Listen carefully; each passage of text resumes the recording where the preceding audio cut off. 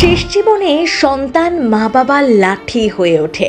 সেই সন্তানেরই শেষকৃত্যে লাঠি হাতে প্রণাম করতে গিয়েলেন 88 বছরের বাবা। কষ্টে যেন বুকটা ফেটে যাচ্ছিল।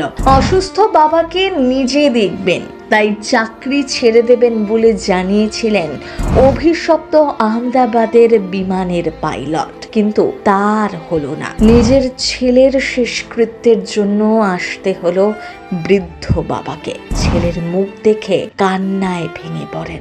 এই সেই ছেলে যাকে তিনি নিজে হাঁটতে শিখিয়েছিলেন। তারই নিথর দেহ দেখে নিজেকে আর সামলাতে পারলেন না। হাত জোর করে বললেন, তুই যেখানেই থাকিস ভালো থাকিস।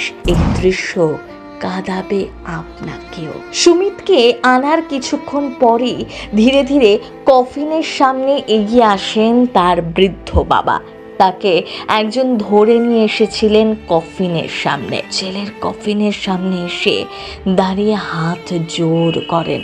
এরপরই কান্নায় ভেঙে পড়েন 88 বছরের বৃদ্ধ। এমনকি কোনো কথা বলতে পারছিলেন না।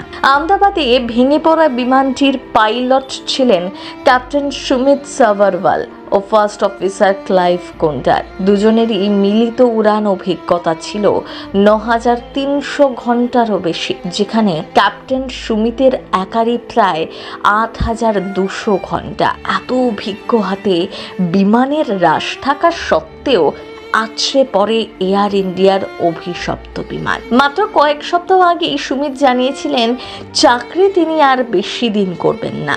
সুমিতের বাবার বয়স 88 বছর। তার দেখভাল করার জন্যই এই সিদ্ধান্ত নিলেন। কিন্তু ভাগ্যের কি পরিহাস দেখুন। বৃদ্ধ বাবা মায়ের সেবা যত্ন করার আগেই না ফেরার দেশে চলে গেলেন সুমিত। 56 বছর বয়সী ক্যাপ্টেন সুমিত সাভারওয়ালের অবসরের আর কিছুদিনই বাকি ছিল। তারপর আর বাবার সাথে সময় কাটানো হলো না। অবসর জীবন যাপনই করা হলো না সুমিতের। 1000-এরও বেশি মানুষ সুমিতকে দেন সেই শ্রদ্ধা জানাতে এসেছিলেন। ক্যাপ্টেন সাভারওয়াল যে সকলের উপর এক নীরব প্রভাব ফেলে গিয়েছেন, এটি যেন তারই প্রমাণ। সত্যি তাকে ভুলতে পারবেন না গোটা দেশবাসী। তাকে কর্নিশ প্রথম বাংলা ব্যুরো।